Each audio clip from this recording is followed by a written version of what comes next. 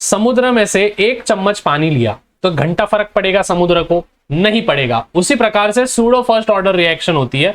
जिस भी रिएक्शन में वाटर कंजम्पशन होता है तो वाटर को हम नहीं गिनते हैं, इसीलिए जो हमको सेकेंड ऑर्डर दिखता है, जो थर्ड ऑर्डर दिखता है, वो भी हमको फर्स्ट ऑर्डर दिखता है। उसको बोलते हैं सूडो फर्स्ट ऑर्डर रिएक्शन। अरे 12 महीने में 12 तरीके से तुझको प्यार जिताऊंगा रे, डिंक चिका डिंक चिका डिंक चिका डिंक चिका ए ए ए ए। ठीक है, वैसा वाला सीन है, एक्टिवेशन एनर्जी।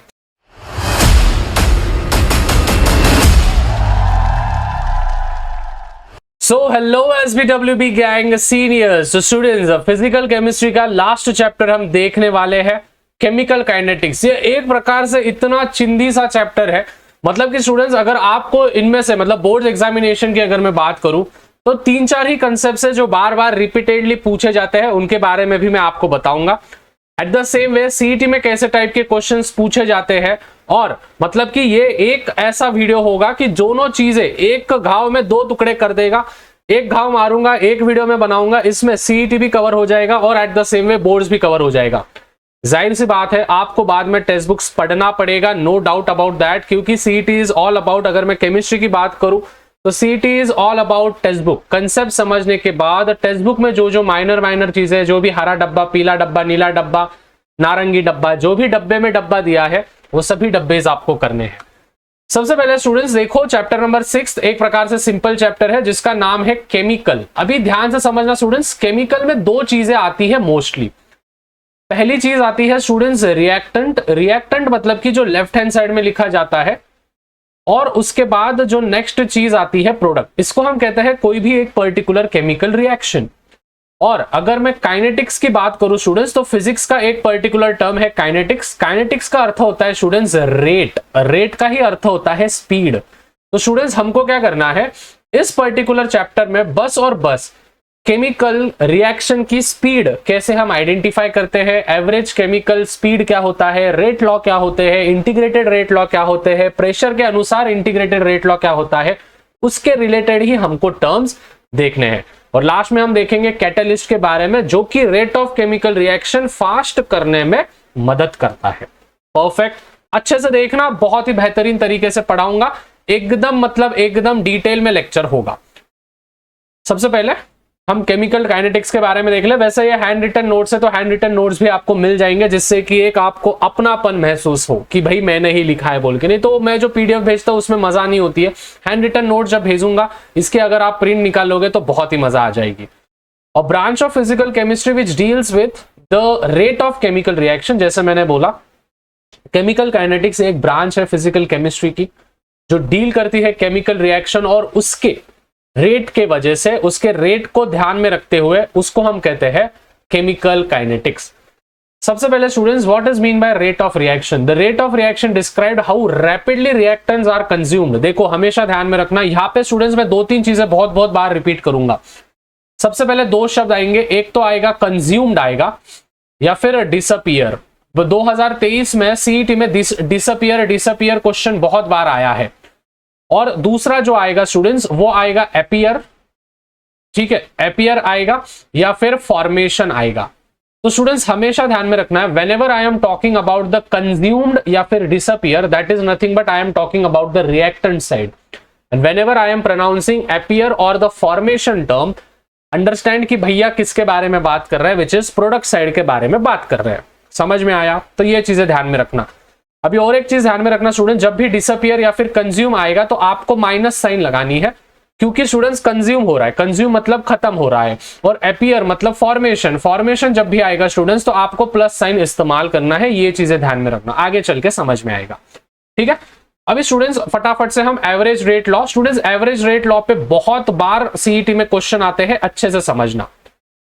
एवरेज का अर्थ ये होता है कि स्टूडेंट्स सभी रिएक्शन को प्लस करो और कितने से वो कितने रिएक्शन है उससे उसको डिवीजन करो। सपोज फॉर एग्जांपल एक मैं रिएक्शन लेता हूं, ठीक है, एक कॉमन एक रिएक्शन ले रहा हूं, ए है, उसने क्या बनाया, बी बनाया, परफेक्ट, ठीक है।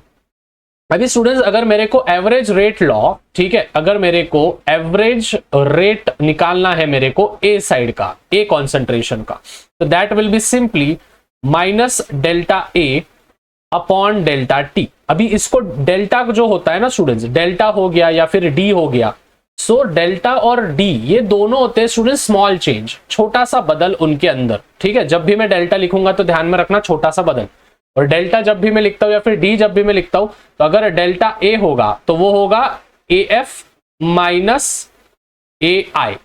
ए एफ मतलब फाइनल, ए आई मतलब इनिशियल। अगर मैं डेल्टा टी लिखता हूं टाइम के लिए तो वो होगा t two minus t one, final minus initial. ठीक है, ये बेसिक से चीजें हैं, आपको पता होने चाहिए।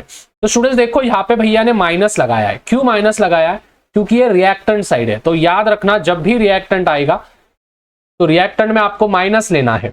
और अगर मैं एवरेज निकालने जाऊं, एवरेज रेट निकालने जाऊं बी कॉन्सेंट्रेशन का, तो वो हो जाएगा plus delta b upon delta t. Plus क्यों आया स्टूडेंट्स?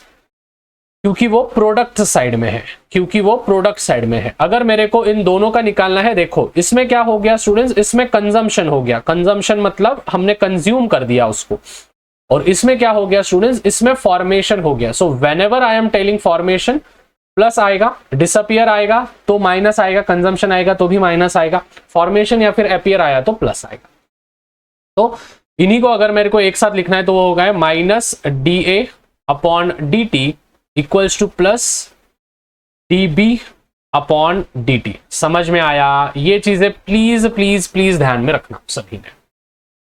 उसके बाद इंस्टेंटेनियस पे जाएंगे स्टूडेंट्स। तो इंस्टेंटेनियस मतलब वो एक प्रकार से सेम ही होता है। देखो इंस्टेंटेनियस मतलब क्या होता है, सपोज फॉर एग्जांपल एक केमिकल रिएक्शन है A plus B B, this will gives out C C, छोटा सी है, प्लस स्मॉल डी बड़ा डी। परफेक्ट। अभी स्टूडेंट्स अगर मेरे को इनका इंस्टेंटेनियस रेट या फिर रेट ऑफ रिएक्शन अगर मेरे को निकालना है, ध्यान से समझना, ये वाले जो भी है ना इसको हम बोलते हैं कोएफिशिएंट्स। ठीक है, इसको हम बोलते हैं कोएफिशिएंट या फिर स्टियोचियोमेट्रिक वैल्यूज भी हम बोल सकते हैं इसको। ठीक है, जब मैं आपको रेट लॉ पढ़ाऊंगा तो अब समझ में आ जाएगा आपको मैं क्या बोल रहा हूं। ठीक है, अभी स्टूडेंट्स अगर मेरे को इनका रेट ऑफ रिएक्शन निकालना है, ठीक है, अगर मेरे को इनका क्या निकालना है, रेट ऑफ रिएक्शन निकालना है, तो अभी ध्यान से समझना, जो भी यहाँ पे जो सामने होता है ना वो अपॉन में चला जाता है। ठीक है, जो भी यहाँ पे जो सामने होता है that will go in upon section. तो देखो फिर ये माइनस क्या आएगा, minus 1 upon a d a upon d t, हर बार इज इक्वल टू लगाना, माइनस 1 अपॉन बी। देखो बी भी रिएक्टेंट है, ये दोनों रिएक्टेंट है इसीलिए एक साइड में है। ठीक है, this are all reactant, this are all product, तो ये प्लस में आएगा, ये माइनस में आएगा। ठीक है, product will be plus into d b upon d t equals to plus, plus कितना आएगा 1 अपॉन सी। ठीक है, plus will be plus beta plus 1 upon छोटा c into d c upon d t equals to plus 1 upon छोटा d into d d, मतलब concentration जो होता है अपना बड़ा डी अपॉन डी टी। समझ में आया? मतलब स्टूडेंट्स आपको कॉन्सेंट्रेशन यहाँ पे लिखने हैं। ठीक है, ये जब भी मैं सिंबल लगाऊंगा, जब भी ये देखो, जब भी ब्रैकेट के अंदर कुछ भी मैं लिख रहा हूं तो समझ जाना that is nothing but the concentration of that particular reactant और दैट पर्टिकुलर प्रोडक्ट। परफेक्ट, इधर तक समझे अच्छे से? एकदम एकदम एकदम ठीक है।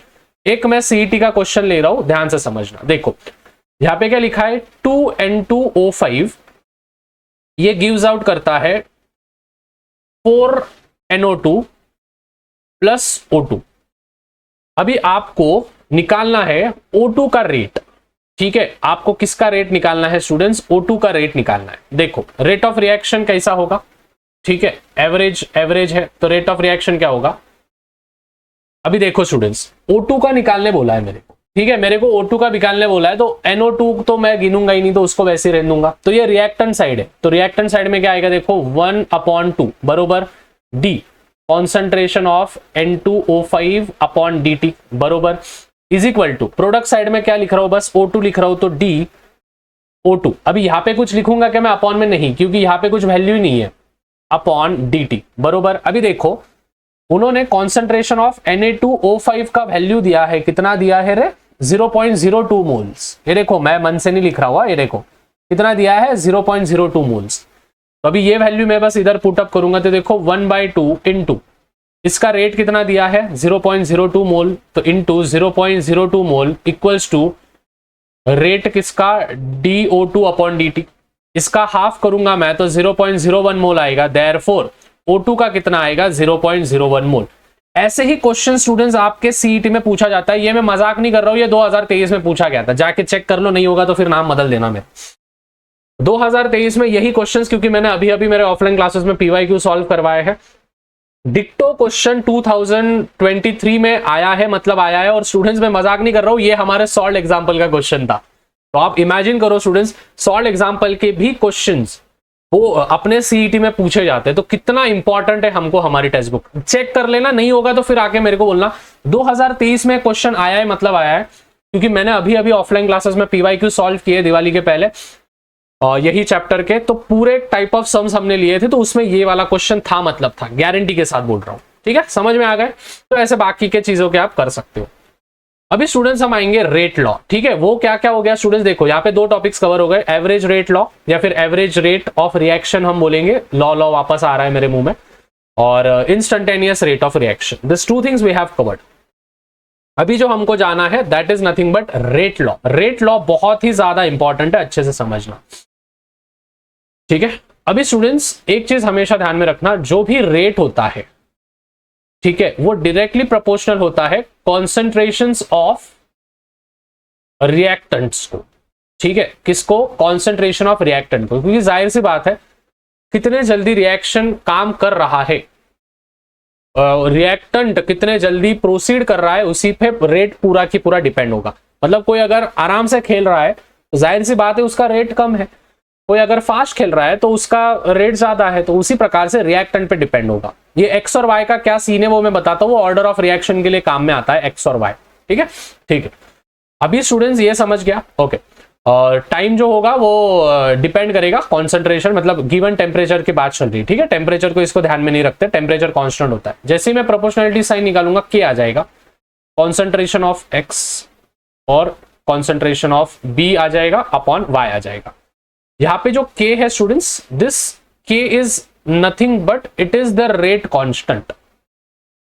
ठीक है, this k is nothing but it is the rate constant. कभी कभी सीईटी में स्टूडेंट्स रेट कांस्टेंट आपको दिया जाता है, रेट ढूंढने को बोलते हैं, या फिर रेट दिया जाता है, रेट कांस्टेंट, इन दोनों के मदद से ढूंढते हैं। इसकी भी वैल्यू देते हैं, इसकी भी देते हैं, और अपॉन की भी वैल्यू दे देते हैं आपको। ठीक है, तो आपको कंफ्यूज होने की जरूरत नहीं है।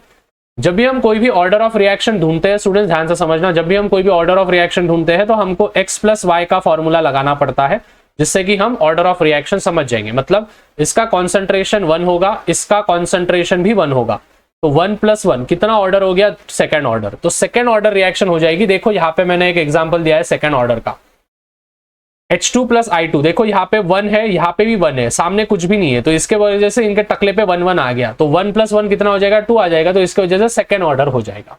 सिंपल है ना। तो ये जो x और y है स्टूडेंट्स, ध्यान से समझना, ये कोएफिशिएंट्स होते हैं, नॉट अ जियोमेट्रिक कोएफिशिएंट। ठीक है, यहाँ पे मैं लिख के देता हूं, यहाँ पे मैं लिख के देता हूं, x and y are coefficient. ठीक है, are coefficient and not stoichiometric what which is coefficient। समझ में आया। तो ये चीजें प्लीज ध्यान में रखना। ये जो x और y है स्टूडेंट्स, ये बस ऑर्डर ऑफ रिएक्शन ध्यान में रखने के लिए होता है। अभी देखो फर्स्ट ऑर्डर, सेकेंड ऑर्डर और थर्ड ऑर्डर, ये थर्ड ऑर्डर तक ही ज्यादा रिएक्शंस आपको दिखेंगे, फोर्थ ऑर्डर वगैरह रिएक्शंस आपको ज्यादा दिखेंगे नहीं। सूडो ऑर्डर रिएक्शंस के एग्जांपल्स लर्न करके जाना, वही पेपर में आएगा। क्या यहां तक सबको समझ गया है? प्लीज एक बार चैट्स में बता देना, is it clear? Rate law. अभी हम आएंगे स्टूडेंट्स ऑर्डर ऑफ रिएक्शन पे। तो स्टूडेंट जैसा मैंने बोला, ऑर्डर ऑफ रिएक्शन तो आपको पहले ही बता दिया है मैंने। ठीक है, ऑर्डर ऑफ रिएक्शन मतलब क्या, देखो जो रेट होगा वो जब डायरेक्टली प्रोपोर्शनल होगा concentration of A⁻x upon concentration of B⁻y। जैसे ही भैया रेट प्रोपोर्शनलिटी से निकाल देंगे, रेट कांस्टेंट आ जाएगा, concentration of A⁻x concentration of B⁻y। Perfect.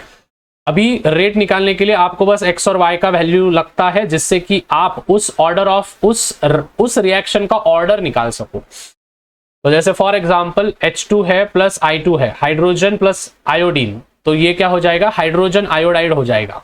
ठीक है, अभी देखो कोई भी आयंस दे नहीं रहा है, ठीक है, मतलब यहाँ पे भी 2 है तो यहाँ पे भी 2 है, तो इसके ऊपर x, इसके ऊपर y, तो rate is equals to k as well constant, यहाँ पे हो जाएगा h2 1, x की वैल्यू 1 हो गई और I2 भी 1, so therefore x equals to 1 and y equals to 1, therefore order निकालने के लिए स्टूडेंट्स, ऑर्डर निकालने के लिए हमको क्या लगता है, x plus y लगता है, which is 1 plus 1 and that will be second order reaction। समझे क्या मेरी जान, समझे क्या नहीं समझे?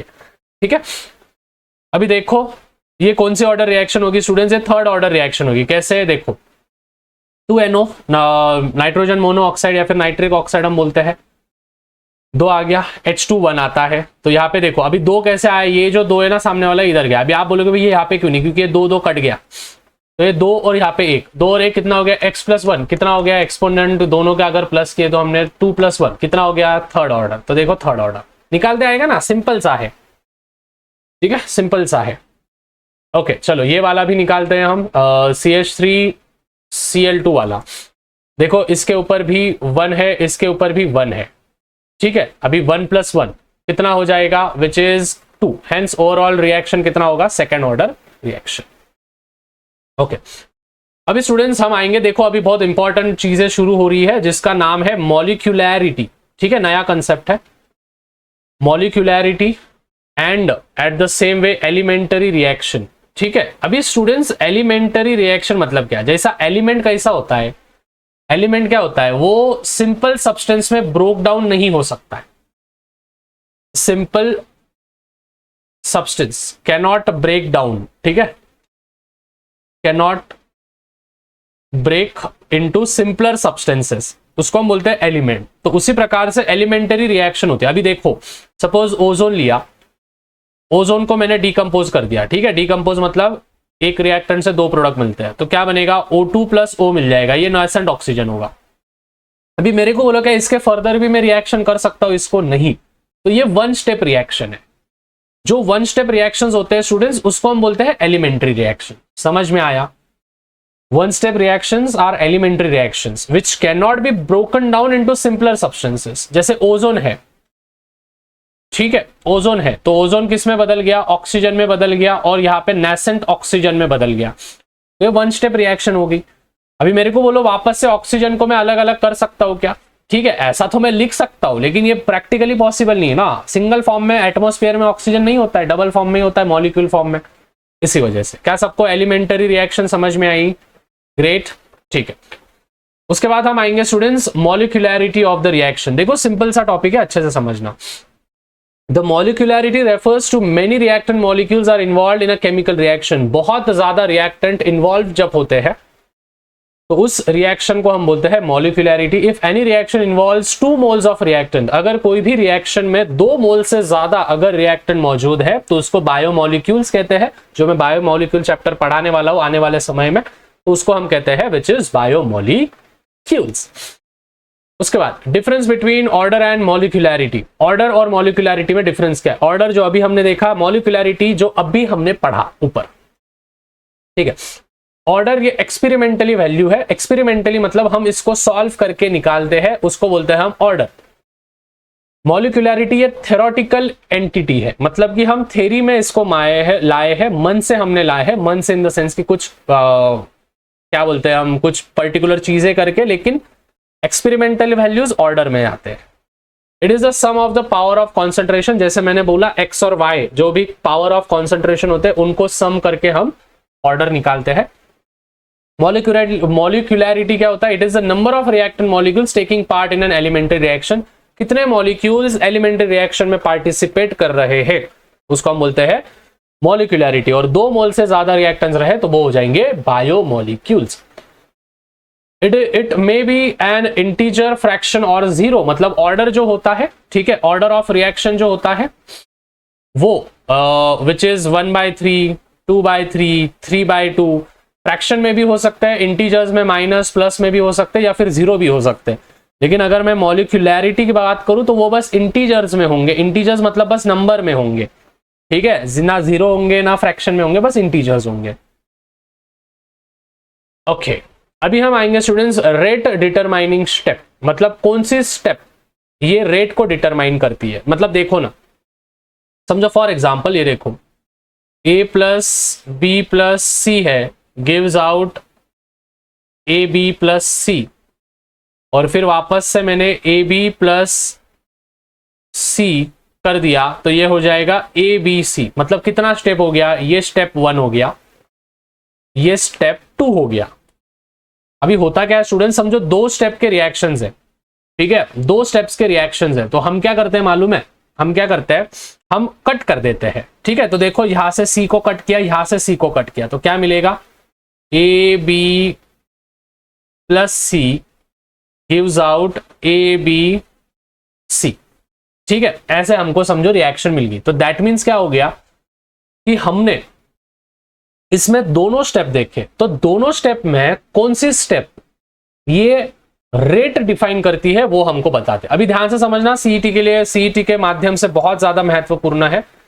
The slowest step decides the rate of overall reaction. याद रखने का, जो सबसे आराम से स्टेप हो रही है, वैसे मोस्ट ऑफ द टाइम्स जो सबसे ऊपर वाली स्टेप होती है वही सबसे स्लोएस्ट स्टेप होती है, बट जो सबसे स्लोएस्ट स्टेप होगी वही डिसाइड करेगी तुम्हारा ओवरऑल रिएक्शन कितना है, ठीक है। अभी मैं ओवरऑल रिएक्शंस आपको करके बता रहा हूं, ध्यान से समझना। देखो एक रिएक्शन भैया ने ली है, ठीक है, 2NO2Cl gives out 2NO2 plus Cl2।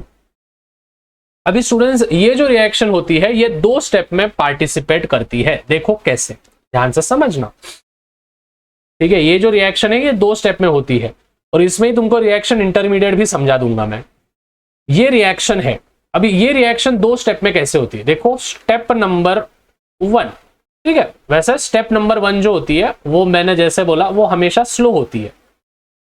तो देखो NO2 मैंने एक बार लिया बस, NO2Cl, ठीक है, इसको मैंने K1 डाल दिया। K1 मतलब कि rate constant of first step. तो अलग अलग क्या हो जाएगा, NO2 अलग हो जाएगा प्लस Cl हो जाएगा, बरोबर, ठीक है भैया, यहां तक समझ गए हम, ठीक है। स्टेप 2 में क्या हो रहा है भैया, देखो यहां पे लिख दिया मैंने स्टेप 2। स्टेप 2 जो होगी ऊपर के कंपैरिजन में फास्ट होगी। तो वापस से जो मेरे को प्रोडक्ट चाहिए था NO2Cl प्लस वापस इधर का जो मेरे को बाय प्रोडक्ट, हमेशा ध्यान में रखना, जो फर्स्ट स्टेप में बाय प्रोडक्ट मिला है वो सेकेंड स्टेप में रिएक्टेंट के साथ मिलना चाहिए। तो यहां पे मैंने ले लिया Cl, तो बोलो फिर क्या मिलेगा, NO2 प्लस Cl2। अभी स्टूडेंट्स इसको समझो, मैंने दे दिया इक्वेशन 1, इसको मैंने दे दिया इक्वेशन 2। अगर हमने इन दोनों को ऐड करे, ठीक है, अगर हमने इन दोनों को ऐड करे तो बोलो क्या क्या मिलेगा, बोलो क्या क्या मिलेगा, अलग पेन से लिखता हूं। देखो इधर से एक NO2Cl था, इधर एक NO2Cl था, तो एक और एक कितने हो गए, 2NO2Cl, बरोबर क्या नहीं, ठीक है। ये Cl कट हो जाएगा क्योंकि बाय प्रोडक्ट है, तो बाय प्रोडक्ट यहां पे मैंने वापस लिया था तो कट हो जाएगा, तो उसको लिखूंगा नहीं। यहाँ पे एक NO2 है, यहाँ पे एक NO2 है, तो कितने NO2 हो गए, 2 NO2 हो गए, और एक क्या मिला, Cl2, एक क्या मिला, Cl2। समझे क्या रिएक्शन, देखो नीचे वाली रिएक्शन और ऊपर वाली रिएक्शन सेम है। अभी स्टूडेंट्स ध्यान से समझना, ये तो हो गया हमारा रेट डिटरमाइनिंग स्टेप, लेकिन इन्हीं के बेसिस पे रिएक्शन इंटरमीडिएट होता है। सीईटी में बहुत बार क्वेश्चन आता है, एक रिएक्शन दी जाती है आपको, उसमें बोला जाता है रेट इंटरमीडिएट, रिएक्शन इंटरमीडिएट कौन सा होता है। रिएक्शन इंटरमीडिएट वही होता है जो फर्स्ट स्टेप रिएक्शन में बाय प्रोडक्ट मिला और सेकेंड स्टेप में जो पूरा की पूरा कंज्यूम्ड हो गया। देखो यहां पे देखो, फर्स्ट स्टेप में बाय प्रोडक्ट मिला, सेकेंड स्टेप में पूरा की पूरा कंज्यूम हो गया, यहां पे दिखा भी नहीं वो। तो ये जो है Cl जो है इस पर्टिकुलर इसमें Cl is the reaction intermediate. समझ में आया, रिएक्शन इंटरमीडिएट कौन होगा, रिएक्शन इंटरमीडिएट कौन होगा, जो पहले स्टेप में बाय प्रोडक्ट मिलेगा और दूसरे स्टेप में पूरा की पूरा कंज्यूम्ड हो जाएगा और ओवरऑल रेट ऑफ रिएक्शन में दिखेगा ही नहीं। दिख रहा है क्या, Cl लिया तो है अपन ने Cl, लेकिन ओवरऑल रिएक्शन में दिख रहा है क्या तुमको, नहीं दिख रहा है। देखो यहां पे भैया ने डेफिनेशंस भी लिख के दी है। एनी स्पीशीज, ये इधर, any species which are produce in the first step, first step में वो बन गया है, बाय प्रोडक्ट बन गया है, लेकिन बाद में कंज्यूम्ड हो गया है और ओवरऑल रिएक्शन में वो दिख ही नहीं रहा है, उसको बोलते हैं हम रिएक्शन इंटरमीडिएट। हाँ, okay, now we will move on to the integrated rate law of the first order. Zero order का भी देखना है, फर्स्ट ऑर्डर का भी देखना है, सिंपल है। फर्स्ट ऑर्डर समझ गए तो जीरो ऑर्डर में बस जीरो लगा देने का, काम खत्म है उधर, ठीक है। तो integrated first rate law for first order में पढ़ा रहा हूं, अच्छे से समझना, ठीक है। फर्स्ट लॉ पढ़ा रहा हूं। Suppose for example consider a reaction, ठीक है, एक रिएक्शन ऐसा लिख देना, कंसिडर अ रिएक्शन, ठीक है। एक रिएक्शन हमने कंसिडर की, क्या है रिएक्शन, ए जो था उसने बनाया प्रोडक्ट, ठीक है, रिएक्टेंट ए था उसने बनाया प्रोडक्ट। अभी स्टूडेंट जाहिर सी बात है, इसका जब भी हम रेट निकालते हैं तो रेट ऑफ रिएक्शन तो आप सभी को पता है कैसा आता है, रेट अपॉन में लिखते हैं अपन, तो D concentration of A upon d T. अभी भूलो मत, यहां पे हमको माइनस लगाना होगा, क्यों, क्योंकि रिएक्टेंट है। यस, तो हम क्या करेंगे, यहां पे क्या लगाएंगे, यहां पे क्या लगाएंगे स्टूडेंट्स, माइनस साइन हम लगाएंगे, ठीक है। यह है रेट इक्वल्स टू, प्रोडक्ट में हमको मालूम नहीं है कि प्रोडक्ट क्या है, तो हमने उसको क्या कर दिया, बस के in concentration of A x कर दिया प्रोडक्ट को, बस वैसे के वैसा लिखा, ठीक है। अभी हम स्टूडेंट्स क्या करेंगे, इसको रीअरेंज करेंगे, ठीक है। इसको हम क्या करेंगे, रीअरेंज करेंगे, मतलब जो नीचे था उसको ऊपर भेजेंगे, जो ऊपर था उसको नीचे भेजेंगे, ठीक है। तो देखो भैया ने भेजा, फिर तो क्या आया, d अपॉन ए, यहां पे भी आया वापस ए आया, बस d नहीं आएगा, ठीक है, यहां से ए आएगा। और ध्यान में रखना स्टूडेंट, ये जो माइनस की साइन है, ये माइनस की साइन उधर भेज देंगे और ये जो dt है ये भी उधर भेज देंगे। मतलब देखो, ये वाला इधर आया, ये वाला इधर गया, और जो माइनस साइन थी वो भी हमने रीअरेंज कर दिया। परफेक्ट, इधर तक समझे हो, ठीक। अभी स्टूडेंट ध्यान से समझना, जो कॉन्सेंट्रेशन ऑफ ए है उसको मैं लिखूंगा कॉन्सेंट्रेशन ऑफ ए नॉट, कब, जब टाइम जो होगा वो जीरो होगा, और कॉन्सेंट्रेशन ऑफ ए को मैं लिखूंगा कॉन्सेंट्रेशन ऑफ ए टी, जब टाइम ये टाइम बोल के रहेगा, ठीक है। टाइम ये क्या बोल के रहेगा, टाइम बोल के रहेगा। तो अगर मैंने ऑन इंटीग्रेशन कर दिया ऊपर वाले इक्वेशन को, ठीक है, ऊपर वाले इक्वेशन को, मतलब इस वाले फर्स्ट वाले को, ऊपर वाले इक्वेशन को अगर मैंने इंटीग्रेशन कर दिया तो क्या हो जाएगा, इंटीग्रेशन तो आप सभी को आना चाहिए, ठीक है। क्या क्या हो जाएगा, चलो एक काम करते हैं, पूरा डिटेल में लिख के देता हूं। इंटीग्रेशन अगर भैया ने कर दिया तो क्या हो जाएगा, विच इज, ऐसा साफ बनाते हो, फिर ए आएगा, यहां पे ए टी आएगा, ठीक है, ए नॉट आएगा, सॉरी नीचे, नीचे क्या आएगा, नीचे ए नॉट, ऊपर a t, a naught a t, d a upon a equals to minus k, जो कांस्टेंट है वो बाहर, वापस से जीरो से टी तक, और अंदर आएगा डी टी। परफेक्ट इधर तक, ठीक है। अभी जैसे हमने इंटीग्रेशन कर दिया, जैसे हमने इंटीग्रेशन कर दिया तो हमको क्या मिलेगा, देखो, इंटीग्रेशन ऑफ ए, कॉन्सेंट्रेशन आ जाएगा, ए नॉट से ए टी तक है, ठीक है। तो नीचे क्या लिखूंगा, ए नॉट से ए टी तक का सफर, ठीक है, ए नॉट से ए टी तक का सफर इक्वल्स टू माइनस के टी, ठीक है, इक्वल्स टू क्या हो जाएगा, माइनस के टी। अगर हमने इसको रीअरेंज कर दिया वापस से, ऑन इंटीग्रेशन लिख दिया भैया ने, ऑन इंटीग्रेशन, जैसे ही भैया ने इंटीग्रेशन कर दिया, यहां पे हमको क्या मिल जाएगा, आयन, जो नीचे का होता है वो पहले लिखते हैं, तो a not upon a t equals to, minus sign cut गया, के टी। कन्वर्ट कर दिया अगर हमने उसको, ठीक है, कन्वर्ट कर दिया अगर हमने उसको लॉगरिथम में या फिर log टू द बेस 10 के फॉर्मेट में, तो वो हो जाएगा 2.303 log to the base 10 concentration of a not upon concentration of a t equals to k t. ये हो गया स्टूडेंट्स तुम्हारा इंटीग्रेटेड रेट लॉ। सिंपल है, प्रैक्टिस करने के बाद ही जमेगा, डू प्रैक्टिस इट, ठीक है, प्रैक्टिस करो हो जाएगा, सिंपल सा है। ठीक है, प्रैक्टिस करो, हो जाएगा, सिंपल सा है। ओके, अभी स्टूडेंट्स जाहिर सी बात है हाफ लाइफ में बस आपको हाफ ऐड करना है, ठीक है, हाफ ऐड करना है और ये फॉर्मूला याद रखना, ठीक है, 0.693 अपॉन के, ठीक है, वैसे मैं बताऊंगा ही आपको, टेंशन लो मत, बट स्टिल मैं बता रहा हूं। परफेक्ट, यहां तक समझ गए हो? ठीक है, अभी ध्यान में रखना स्टूडेंट्स, जो भी 80 मतलब जो अपन ने लिखा था 80 अपॉन ए नॉट जो होता है उसको हम लिख सकते हैं माई ई रेस टू माइनस के टी। ये लास्ट ध्यान में रखना, इधर तुम्हारा खत्म होगा इंटीग्रेटेड रेट लॉ, ठीक है, इंटीग्रेटेड रेट लॉ। अभी स्टूडेंट्स जो अपन ने वहां पे किया था वही करना है, बस आपको 2 से डिवीजन करना है, देखो, ठीक है, ये देखो कितने से डिवीजन किया, 2 से, यहां पे भी 2 से, जो ऊपर मिला था 2.303 तो उसको कितने से t/2 से डिवीजन कर दिया t/2 से division, log to the base 10 उसको भी 2 से डिवीजन कर दिया, तो ये क्या हो जाएगा, log टू द बेस 10 2 हो जाएगा, क्योंकि a नॉट कट जाएगा, ऊपर 2 चला जाएगा तो log टू द बेस 2 हो जाएगा। ये देखो ऐसा, मतलब अपने को पीछे क्या रिएक्शन मिला था, सॉरी रेट लॉ क्या मिला था, इंटीग्रेटेड रेट लॉ क्या मिला था, k इक्वल्स टू 2.303, ये देखो 2.303 log to the base 10 a naught upon 80, ठीक है, ये अपने को मिला था।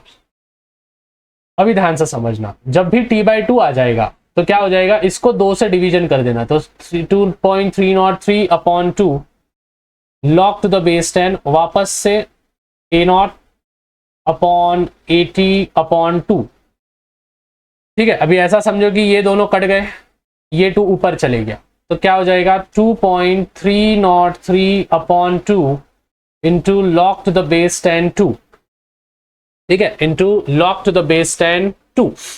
अभी ध्यान से समझना है, हाफ लाइफ चल रहा है तो t/2 है ये, ठीक है, ये भी क्या है t/2 है, लॉग टू द बेस 10 2 की वैल्यू है विच इज कितना 0.3010, ठीक है, 0.3010, ओके, तो यहां पे भी कितना आ गया, 1/2 से हमने डिवीजन किया है इसको, ठीक है, इसको भी 1/2 से डिवीजन किया है, wait a minute, EDI then तो ठीक है, और यहां पे क्या था हमारा विच इज k।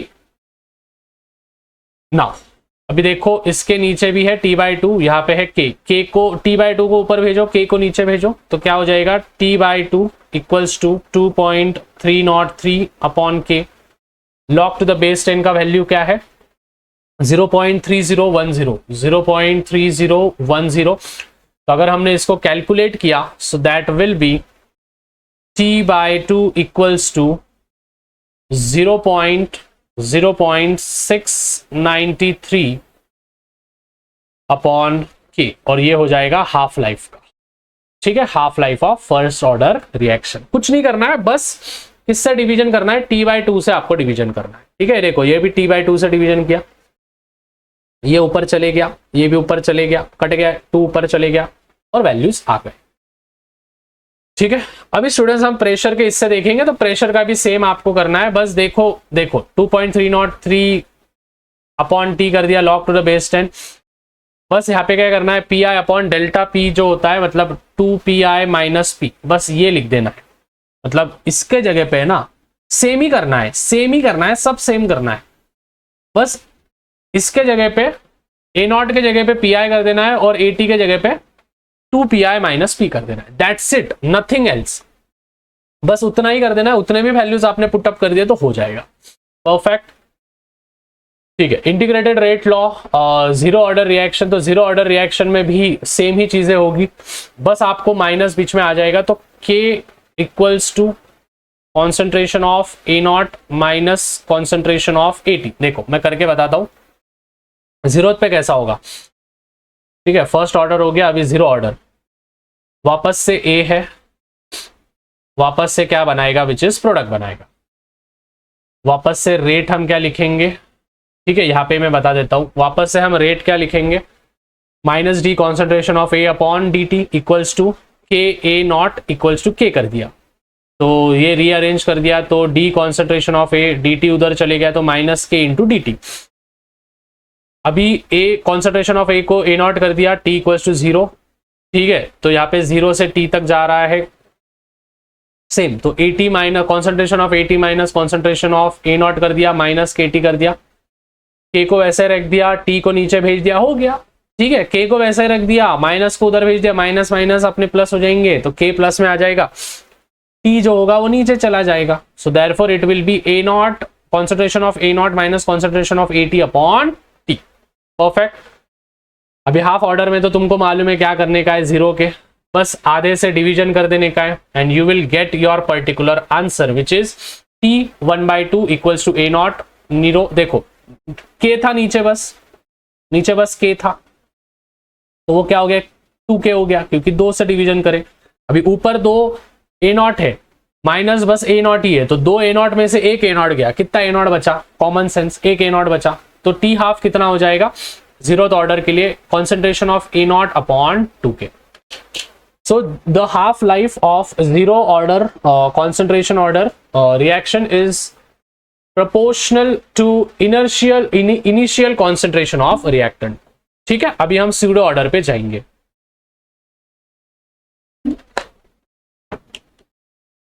पानी पी ले रहा हूं बस।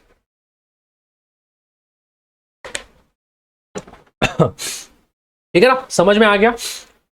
देखो आपको क्या करना है, फर्स्ट ऑर्डर को समझ के लेना है। फर्स्ट ऑर्डर समझ गया तो 0 ऑर्डर समझ में आ जाएगा, जो मैंने लिख के दिया था आपको पहले वो वाला। प्रैक्टिस करना पड़ेगा, ठीक है। 1 शॉट वीडियो जाहिर सी बात है पूरा डिटेल में तो एक एक चीज नहीं हो सकती, बट हाँ 1 शॉट वीडियो है तो आपको समझना पड़ेगा कि क्या क्या चीजें हो रही है, क्या क्या चीजें कैसे कैसे इंकलकेट हो रहा है। जाहिर सी बात है 4-4 घंटे के लेक्चर लिए तो अभी तुम्हारे लिए वो बेनिफिशियल नहीं रहेगा। सीटी के टाइम पे ले लेंगे, टेंशन लो मत, एकदम डिटेल में लेंगे, ठीक है। एमसीक्यूज ले लेंगे नहीं तो direct. Okay, pseudo first order reaction, certain reaction which, अभी देखो स्यूडो फर्स्ट ऑर्डर रिएक्शन क्या होता है, वो पानी को इंडिपेंडेंट होता है। मेरे को बोलो, समझो फॉर एग्जांपल अगर समुद्र है, ठीक है, अगर समुद्र है, समुद्र में से 1 चम्मच पानी लिया तो घंटा फर्क पड़ेगा समुद्र को? नहीं पड़ेगा। उसी प्रकार से स्यूडो फर्स्ट ऑर्डर रिएक्शन होती है। जिस भी रिएक्शन में वाटर कंजम्पशन होता है तो वाटर को हम नहीं गिनते हैं, इसीलिए जो हमको सेकेंड ऑर्डर दिखता है, जो थर्ड ऑर्डर दिखता है, वो भी हमको फर्स्ट ऑर्डर दिखता है, उसको बोलते हैं स्यूडो फर्स्ट ऑर्डर रिएक्शन। देखो एग्जांपल के तौर पे मैं बता रहा हूं, समझो मैंने लिया CH3COO CH3 प्लस H2O। अब इसका अगर मेरे को रेट निकालना है, ठीक है, तो रेट लॉ के अनुसार क्या होता है, रेट लॉ के अनुसार क्या होता है, K होता है, कॉन्सेंट्रेशन क्या होगा CH3COO CH3, इसके ऊपर टकले पे 1, H2O के भी टकले पे 1। अभी 1 + 1 कितना दिख रहा है, 2 दिख रहा है, मतलब ऑर्डर ऑफ रिएक्शन कितनी आनी चाहिए, 2 आनी चाहिए। लेकिन नहीं, पानी को नहीं गिनते हैं, पानी को नहीं गिनते हैं, तो सेकेंड ऑर्डर तो पानी को नहीं गिनते हैं, तो ये तो कुछ काम का नहीं हो गया। तो क्या बचा फिर, वो हो गया फर्स्ट ऑर्डर रिएक्शन। अभी समझ में आया क्या? स्यूडो फर्स्ट ऑर्डर रिएक्शन मतलब क्या, जो एक्ट करती है सेकेंड ऑर्डर रिएक्शन के जैसी, बट लेकिन असली में होता है फर्स्ट ऑर्डर रिएक्शन, उसको कहते हैं हम स्यूडोज फर्स्ट ऑर्डर रिएक्शन। समझ में आया? जैसे मैंने बोला समुद्र में से 1 चम्मच अगर भैया ने पानी उठाया तो समुद्र को घंटा फर्क नहीं पड़ेगा। उसी प्रकार से स्यूडो फर्स्ट ऑर्डर रिएक्शन में अगर मैं पानी को नहीं गिना तो कुछ फर्क नहीं पड़ेगा, इसीलिए जो सेकेंड ऑर्डर दिखता है वो फर्स्ट ऑर्डर दिखे। Next, collision theory.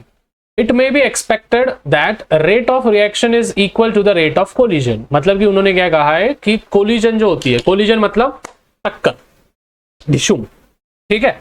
वैसे कुछ कुछ नमूने हैं बहुत कंट्रोवर्सी पे आ रहे हैं, ठीक है, उनको बोलना भाई जरा बच के रहना रे बाबा, बच के रहना रे, ठीक है, क्योंकि उनको नहीं पता है। ये जो मेरे लालाज और लालीज है ये 10वीं के गैंग के हैं मेरे, ठीक है, बहुत सारे लोगों को पता नहीं है। इन स्टूडेंट्स को 10वीं में भी मैंने हेल्प की थी और वो आज मेरे साथ 12th में भी मौजूद है। तो SBWB गैंग के नादी तो लगो ही मत भाई, ठीक है। मैं देख रहा हूँ कुछ कुछ चीजें हो रही है, बट चलो ठीक है, मैं बोलता नहीं हूँ, ठीक है। अभी वो कैसा हो गया है, ये फालतू के कंट्रोवर्सी में रह के फायदा नहीं है ना। तो चीजें मैं छोड़ देता हूँ कि भाई जान ले यार कहाँ पे नादी लगते हैं, ठीक है। ये तो बोलने में आ गया ना भाई, फिर मैं तुमको मालूम है पोगो जैसा सीन हो जाता है फिर, ठीक है। It may be expected that, चलो जोक्स अपार्ट, रियलिटी है इसीलिए बोला मैंने, बट चलो ठीक है उस पर ज्यादा बात नहीं करूंगा मैं। Collision theory, it may be expected that rate of reaction is equal to the rate of collision. जो भी रेट ऑफ रिएक्शन होता है वो इक्वल होता है रेट ऑफ कोलिजन को, टकराव। ये फिजिक्स का कंसेप्ट है, ठीक है। कोलिजन होता है, एक परफेक्ट इलास्टिक कोलिजन होता है, एक परफेक्टली इनइलास्टिक कोलिजन होता है, पार्शियली इनइलास्टिक कोलिजन होता है। ये फिजिक्स का कंसेप्ट है। However, for gas phase reaction, the number of collision is far more than observed rates। मतलब कि गैस में तो भाई अपने को दिखता नहीं है कैसा टकराव करते हैं, वो तो बहुत ज्यादा प्रमाण में होता है। देखो इसी से रिलेटेड है एक्टिवेशन एनर्जी, ठीक है। अच्छे से समझ के लेना एक्टिवेशन एनर्जी क्या है। The minimum kinetic energy, kinetic energy means the energy which is stored in a moving object। ऐसी एनर्जी जो कि कोई भी मूविंग ऑब्जेक्ट में स्टोर है। अभी जैसे मैं बैठा हूं तो मैं हिल रहा डुल रहा नहीं हूं, मैं बस बैठा हूं शांति से, सो ये पोटेंशियल एनर्जी होगी। बट मैं नाचते नाचते पड़ा रहा हूं, ढिंका टिका ढिंका टिका ढिंका चिका, तो ये काइनेटिक एनर्जी हो गया। So there is a difference between potential energy and kinetic energy, ठीक है। सो वो अरे 12 महीने में 12 तरीके से तुझको प्यार जिताऊंगा रे, डिंका चिका डिंका चिका डिंका चिका डिंका चिका ए ए ए ए, ठीक है। वैसा वाला सीन है activation energy. So the minimum kinetic energy required for colliding molecule to convert into product is called as activation energy। मतलब कम से कम काइनेटिक एनर्जी लगनी चाहिए कोई भी प्रोडक्ट निर्माण होने के लिए जब दो चीजों का रिएक्शन होएगा।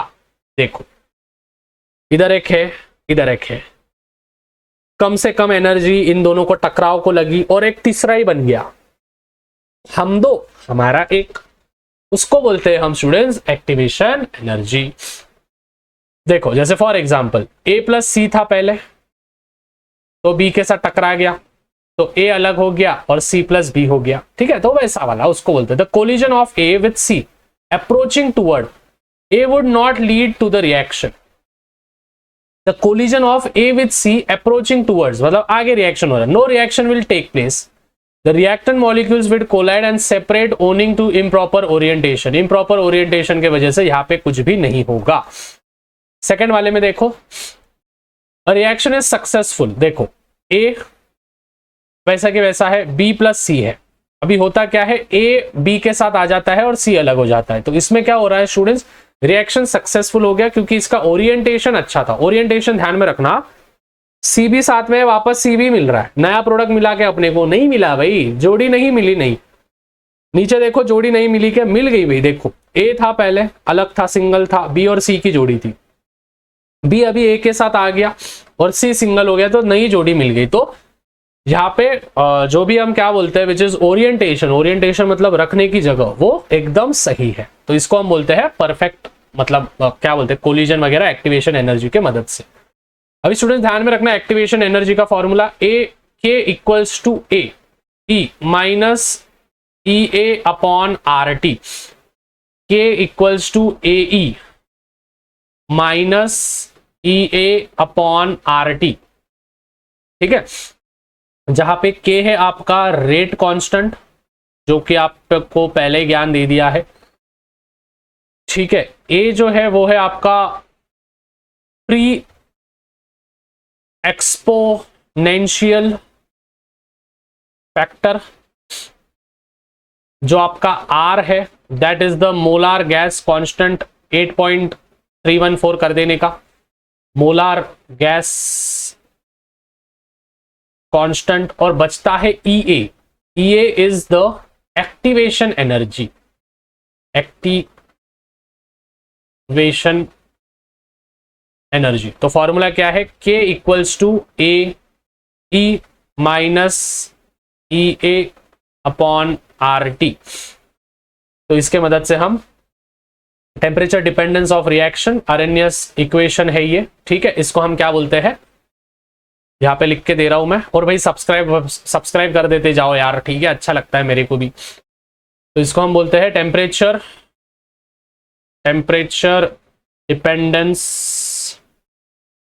ऑफ रिएक्शन, अरेनियस इक्वेशन हम बोलते हैं, ठीक है, Arrhenius equation.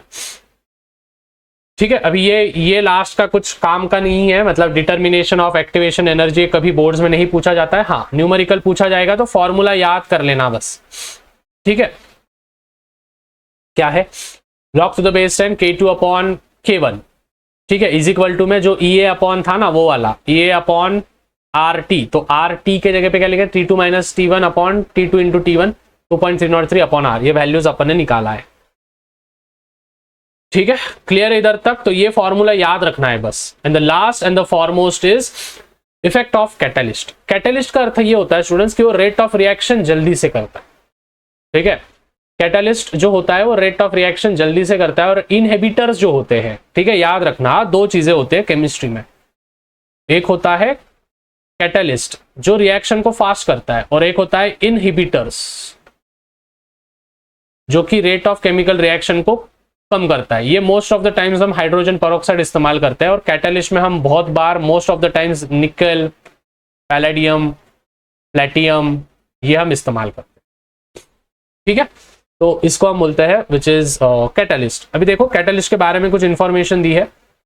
Catalyst is also decreases the activation energy. Catalyst जो होती है वो एक्टिवेशन एनर्जी को डिक्रीज करती है ऑफ रिएक्टेंट, और प्रोवाइड करता है अल्टरनेट पाथवे जो कि एसोसिएट होता है लोअर एक्टिवेशन एनर्जी को। कुछ यहाँ पे आपको दिख रहा है, ठीक है। एंड इन दिस पर्टिकुलर वे हम हमारा पर्टिकुलर चैप्टर करते हैं समाप्त। यहाँ पे देखो क्या दिया है, ठीक है, ये देखो यहाँ पे दिया हाइड्रोजन पेरोक्साइड दिया है, ठीक है। तो देखो रूम टेम्परेचर पे, at room temperature the rate of reaction is lower in the absence of catalyst.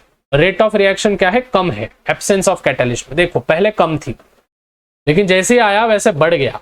कब, जब हमने एक्टिवेशन मतलब कि जब हमने कैटलिस्ट का इस्तेमाल किया तो बढ़ गया। बस वही ग्राफ है कि भाई एनर्जी लेवल कब बढ़ती है कब कम होती है। So I hope this is very much clear. So students, in this particular way हमने वन शॉट में पूरा की पूरा चैप्टर निपटा दिया है chemical kinetics, one of the most simplest chapter that we have in the physical chemistry. मिलते हैं कल, तब तक मचाते रहो, फोड़ते रहो। Bye everyone, love you all. और ज़्यादा से ज़्यादा वीडियो को शेयर करो, चैनल पे नए हो तो चैनल को सब्सक्राइब करो, नोट्स मिल जाएंगे टेलीग्राम पे तो ज्वाइन कर लो।